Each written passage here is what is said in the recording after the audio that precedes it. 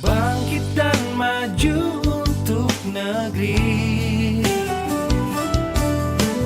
tumbuh bersama dalam harmoni. Semangat pagi!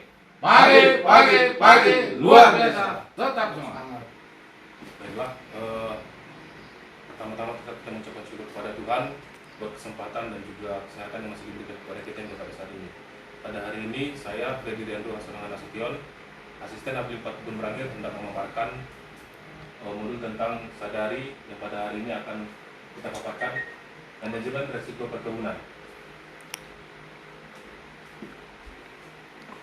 Pada kesempatan ini akan saya paparkan sadari yang lebih kita titik beratkan pada nilai strategis resiko produksi. Pakar ekonomi produksi mengartikan resiko sebagai suatu ketidakpastian yang kepastiannya bisa dikuantitaskan. Resiko tersebut juga dapat menyebabkan kerugian atau kehilangan. Pernyataan tersebut menyatakan bahwa ada 3 elemen pokok dari definisi resiko, yakni yang pertama, hasil atau outcome yang memiliki dampak terhadap sesuatu yang dianggap berbahaya, yang berharga oleh manusia. Yang kedua, ketidakpastian atau uncertainty, yang merupakan kemungkinan akan sebuah kejadian. Yang ketiga, konteks, yang merupakan situasi tertentu yang dapat menimbulkan resiko. Resiko dalam usaha perkebunan, terutama proses produksi di on-farm, lebih besar dibandingkan di sektor non-pertanian karena diakibatkan oleh adanya ketergantungan aktivitas produksi tersebut pada alam seperti iklim, hama penyakit, kekeringan, bahkan kebanjiran. Resiko produksi berupaya secara regional dan tergantung pada jenis dan kualitas tanah, iklim, dan kondisi eksternal lainnya. Ketergantungan ini ditunjukkan oleh besarnya pengaruh kondisi alam, baik iklim maupun kondisi lahan terhadap pencapaian produktivitas tanaman perkebunan.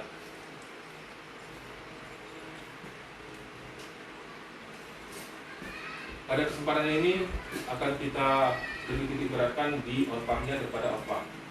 Paradoks operasional on-farm, ketergantungan absolut pada alam. Risiko produksi perkebunan secara inherent jauh lebih besar dibandingkan risiko di sektor non-pertanian. Aktivitas non-farm tidak beroperasi di ruang hampa, melainkan terpapar langsung pada variabel eksternal yang tak terkendali, seperti iklim makro dan mikro, hama dan penyakit, bencana alam, bahkan variasi topografi. Nah, bagaimana kita memanage atau manajemen risikonya? Ada 3 langkah dalam mengamankan operasional manajemen risikonya. Pengelolaan risiko yang efektif atau tidak reaktif, melainkan menuntut alur kerja yang proaktif dan terstruktur. Langkah yang pertama yang kita ambil adalah inventaris secara menyeluruh. Yang kita lakukan adalah memetakan seluruh potensi penyebab risiko di lapangan berdasarkan kondisi regional, kualitas tanah, dan iklim spesifik. Langkah yang kedua adalah klasifikasi secara akurat, yang mana di sini kita bisa melakukan memisahkan variabel operasional secara tegas ke dalam keranjang risk reducing dan risk inducing. Dan langkah yang terakhir atau yang ketiga adalah intervensi taktis, yang merupakan cara mencari upaya pemecahan strategis dengan merancang manuver untuk meminimalkan dampak kerugian seminimal mungkin. Itulah itu dia tadi pemaparan kita pada hari ini terkait budaya resiko. Semoga hasil pemaparan hari ini bisa bermanfaat bagi kita demi kelanjutan dan kesuksesan perusahaan kita ke depannya. Akhir kata saya ucapkan terima kasih. Semangat pagi! Pagi, luar biasa.